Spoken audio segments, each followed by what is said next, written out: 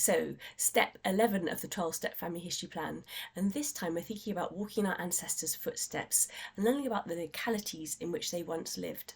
So these places our ancestors once lived are absolutely vital to helping us picture their lives and understand their lives, because these are the backdrop to their lives after all, aren't they? These are the places they lived and worked and worshipped, the places they were baptized, married, buried, the places that they migrated to, and also we're researching early in lives the places they migrated from. These places kind of really help to tell their story.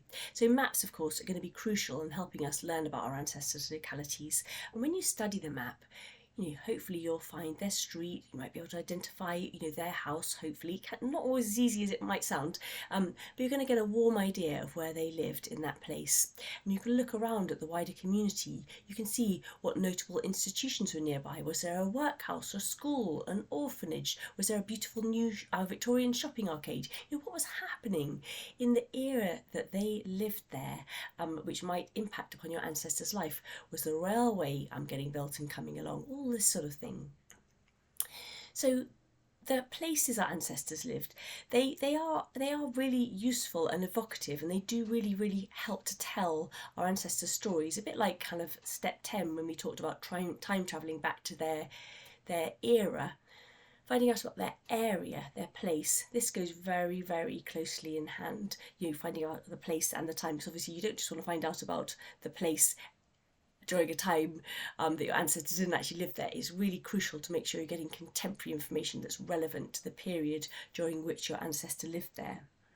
And even things which aren't seemingly immediately related to your ancestors' places also do impact upon their lives. So, what major industries were happening there? These will have impacted upon them, whether or not they worked in the textile industries or the coal industry.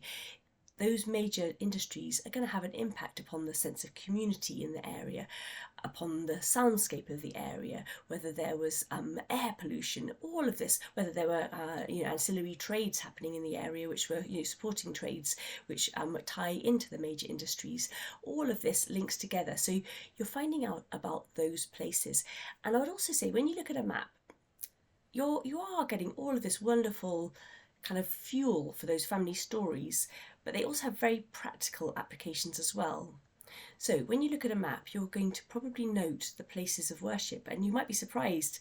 There are sometimes many places of worship, but this can be useful because it may be that your ancestor didn't necessarily become baptized or married or buried in the local one. Maybe that you're going to have to look further afield, and gaining an idea from the map of what these other places could be, that could help inform your research. And of course, boundaries. So when we think about places, lots of places have lots of different names, whether you're referring to the village name or whether you're referring to the district name or the county name. So by finding out the boundaries of your ancestors' place and finding out what the neighbouring places' names are, then when you find your ancestor maybe with a slightly different place in the records, it's not necessarily that anything's wrong, it's just a different piece of terminology has been used to record the locality in which they lived. I hope that makes sense.